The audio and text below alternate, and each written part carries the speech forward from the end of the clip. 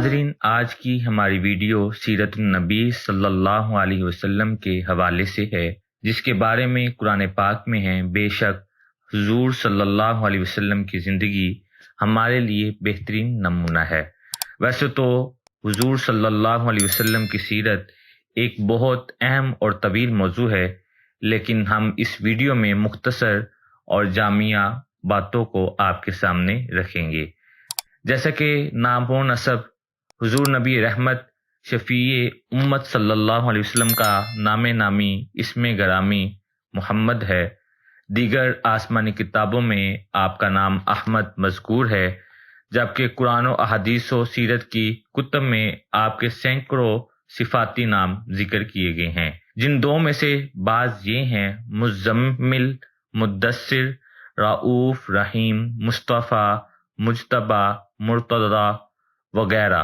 آپ کی کنیت ابو القاسم ہے۔ آپ صلی اللہ علیہ وسلم قبیلہ قریش کے ایک اعلیٰ خاندان بنو ہاشم سے تعلق رکھتے تھے۔ والد ماجد کا نام عبداللہ اور والدہ کا نام آمنہ ہے۔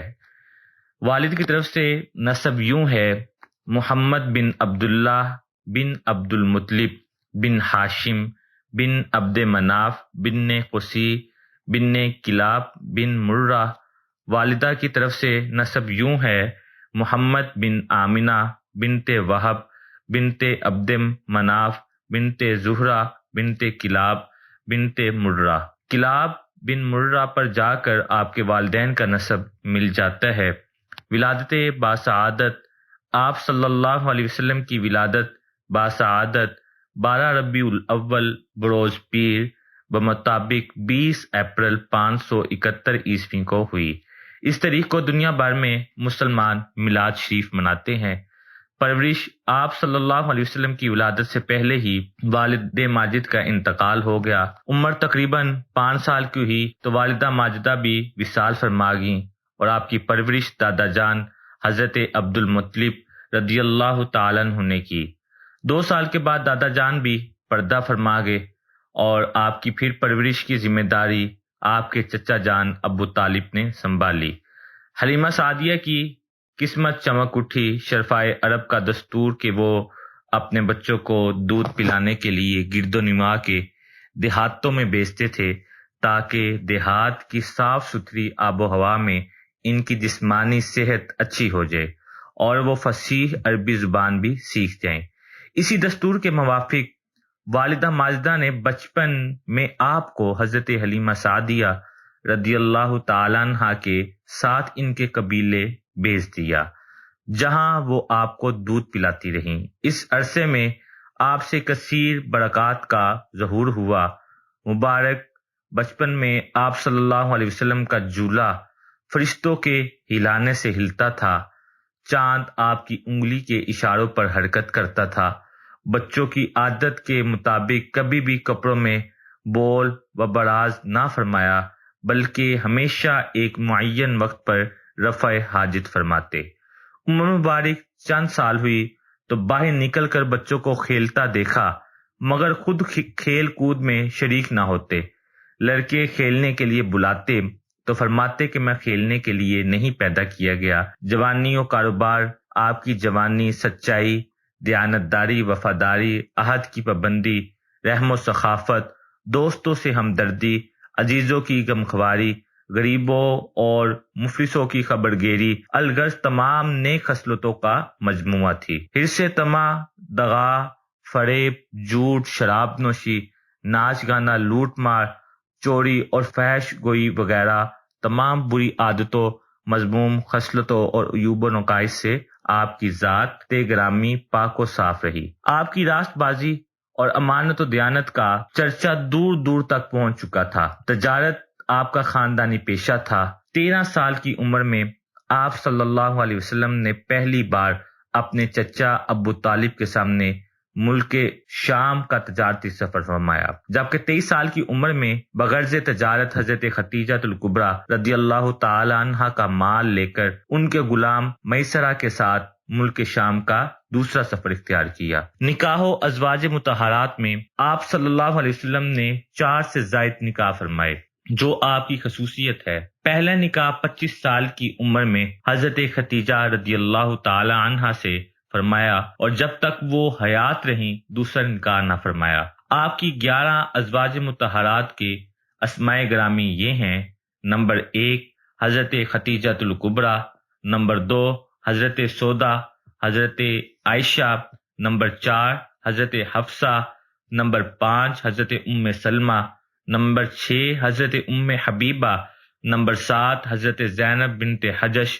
نمبر 8 حضرت زینب بنت خزیمہ، نمبر 9 حضرت میمونہ، نمبر 10 حضرت جویریہ، نمبر 11 حضرت صفیہ رضی اللہ تعالی عنہا ہے۔ آپ کی 3 باندیوں کے نام یہ ہیں: حضرت ماریہ قبطیہ، حضرت ریحانہ، حضرت نفیسہ رضی اللہ تعالی عنہا۔ اولاد آپ کے 3 شہزادے حضرت قاسم، حضرت عبداللہ طیب و طاہر اور حضرت ابراہیم رضی اللہ تعالی عنہ ہے، اور 4 شہزادیاں ہیں: حضرت زینب، حضرت رقیہ، حضرت ام کلثوم، حضرت فاطمہ الزہرا رضی اللہ تعالی عنہا ہے۔ آپ کی تمام اولاد پاک حضرت خدیجہ رضی اللہ تعالی عنہ سے ہوئی، البتہ حضرت ابراہیم رضی اللہ تعالی عنہ حضرت ماریہ قبطیہ رضی اللہ تعالی عنہ کے شکم سے پیدا ہوئے۔ رشتہ دار 4 مشہور چچا حضرت حمزہ، حضرت عباس رضی اللہ تعالی عنہما،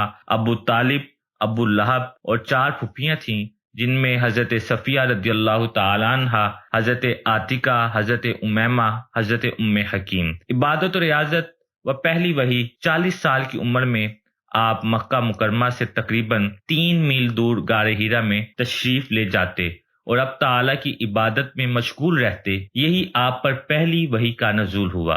اعلان نبوت و دعوت اسلام 40 سال کی عمر میں ہی آپ نے اعلان نبوت فرمایا، پھر 3 سال تک پوشیدہ طور پر تبلیغ اسلام کا فریضہ سر انجام دیتے رہے۔ خواتین میں سب سے پہلے آپ کی زوجہ حضرت خدیجہ الکبریٰ رضی اللہ تعالی عنہا، مردوں میں حضرت ابوبکر صدیق رضی اللہ تعالی عنہ، اور بچوں میں سب سے پہلے حضرت علی المرتضیٰ شیر خدا رضی اللہ تعالی عنہ نے اسلام قبول کیا۔ پھر حضرت عثمان غنی رضی اللہ تعالی عنہ، حضرت زبیر بن عوام، حضرت عبد الرحمن بن عوف، حضرت سعد بن ابی وقاص، حضرت طلحہ بن عبید اللہ رضی اللہ تعالی عنہم بھی دامن اسلام میں آگے۔ قریش کو دعوت اسلام 3 سال کے بعد آپ نے رب تعالیٰ کے حکم سے اپنے قبیلے والوں کو دعوت اسلام دی، عذاب الہی سے ڈرایا، لیکن انہوں نے دعوت کو قبول کرنے سے انکار کر دیا اور ناراض ہو کر نہ صرف چلے گئے بلکہ آپ کے خلاف اول پھول بکنے لگے۔ اعلانیہ دعوت اسلام اور کفار کا ظلم و ستم۔ اعلان نبوت کے 4تھے سال آپ اعلانیہ طور پر دین اسلام کی تبلیغ فرمانے لگے، شرک و بت پرستی کی کھلم کھلا برائی بیان فرمانے لگے، جس پر کفار آپ کی مخالفت پر کمر بستہ ہو گئے۔ نیز آپ کو اور دیگر مسلمانوں کو طرح طرح کی تکلیفیں دینے لگے۔ شعب بن ابی طالب میں محصوری آپ کے چچا حضرت حمزہ اور حضرت عمر رضی اللہ تعالیٰ عنہما کے قبول اسلام سے دین اسلام کو بہت تقویت ملی، لیکن پھر بھی کفار کی مخالفت ختم نہ ہوئی بلکہ دن بدن بڑھتی ہی گئی۔ کفار نے آپ کے خاندان والوں کا مکمل بائیکاٹ کر کے ایک پہاڑ کی گھاٹی تک محصور کر دیا جسے شعب ابی طالب کہا جاتا ہے۔ یہاں تک آپ 3 سال رہے اور آپ کو بڑی مصیبتوں کا سامنا کرنا پڑا۔ اہل مدینہ کا قبول اسلام۔ حج کے موقع پر آپ صلی اللہ علیہ وسلم مختلف علاقوں سے آئے ہوئے قبائل کو دعوت اسلام دیتے اور ہر سال کچھ لوگ اسلام قبول کر لیتے۔ اعلان نبوت کے 13ویں سال مدینہ سے آئے ہوئے 72 افراد نے اسلام قبول کیا اور واپس جا کر اپنے یہاں دعوت اسلام دینا شروع کر دی، اور رفتہ رفتہ شمع اسلام کی روشنی مدینہ سے کوبہ تک گھر گھر پھیل گئی۔ ہجرت مدینہ۔ اعلان نبوت کے 13ویں سال سرکار مدینہ صلی اللہ علیہ وسلم نے مسلمانوں کو ہجرت کر کے مدینہ منورہ جانے کی اجازت عطا فرمائی، اور بعد میں حضرت سیدنا ابوبکر صدیق رضی اللہ تعالیٰ عنہ کے ساتھ خود بھی ہجرت کر کے وہاں تشریف لے گئے۔ حیات طیبہ ہجرت کے بعد آپ صلی اللہ علیہ وسلم نے مدینہ منورہ کو 11 سال شرف قیام بخشا۔ ان سالوں پیش آنے والے مختلف اہم واقعات کا مختصر تذکرہ ملاحظہ فرمائیے۔ پہلا سال مسجد قباء و مسجد نبوی کی تعمیر کی گئی، پہلا جمعہ ادا فرمایا، اذان و اقامت کی ابتدا ہوئی۔ دوسرا سال قبلہ تبدیل ہوا، یعنی بیت المقدس کی بجائے خانہ کعبہ کی طرف منہ کر کے نماز پڑھنے کا حکم دیا گیا۔ رمضان المبارک کے روزے فرض ہوئے، نماز عیدین و قربانی کا حکم دیا گیا۔ حضرت فاطمہ الزہرا رضی اللہ تعالیٰ عنہ کا حضرت علی رضی اللہ تعالیٰ عنہ کے ساتھ نکاح ہوا۔ مسلمانوں کو غزوہ بدر میں فتح مبین حاصل ہوئی۔ تیسرا سال کفار کے ساتھ غزوہ احد کا معرکہ درپیش آیا، ایک قول کے مطابق اسی سال شراب کو حرام دیا گیا۔ چوتھا سال صلاۃ الخوف کا حکم نازل ہوا، حضرت امام حسین رضی اللہ تعالیٰ عنہ کی ولادت ہوئی۔ آپ صلی اللہ علیہ وسلم نے حضرت ام سلمہ اور حضرت زینب بن حجش رضی اللہ تعالیٰ عنہما سے نکاح فرمایا۔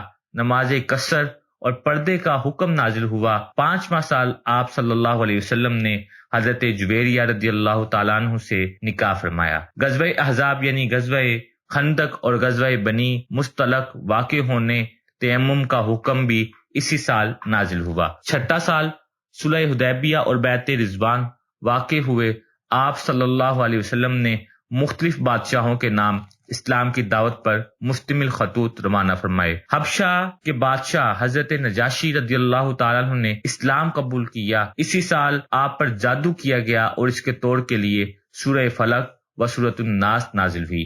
ساتواں سال غزوہ خیبر اور غزوہ ذات الرقاع واقع ہوئے۔ آپ صلی اللہ علیہ وسلم نے حضرت ام حبیبہ، حضرت صفیہ اور حضرت میمونہ رضی اللہ تعالیٰ عنہ سے نکاح فرمایا۔ حضرت علی المرتضیٰ رضی اللہ تعالیٰ عنہ کی نماز عصر کے لیے آپ صلی اللہ علیہ وسلم کی دعا سے سورج واپس پلٹا۔ آٹھواں سال آپ صلی اللہ علیہ وسلم کے لخت جگر حضرت ابراہیم رضی اللہ تعالیٰ عنہ کی ولادت ہوئی۔ غزوہ حنین واقع ہوا، مکہ مکرمہ فتح ہوا۔ نواں سال شاہ حبشہ حضرت نجاشی رضی اللہ تعالیٰ عنہ کا وصال ہو گیا۔ مختلف وفود کی بارگاہ رسالت میں حاضری ہوئی، حج کی فرضیت کا حکم نازل ہوا۔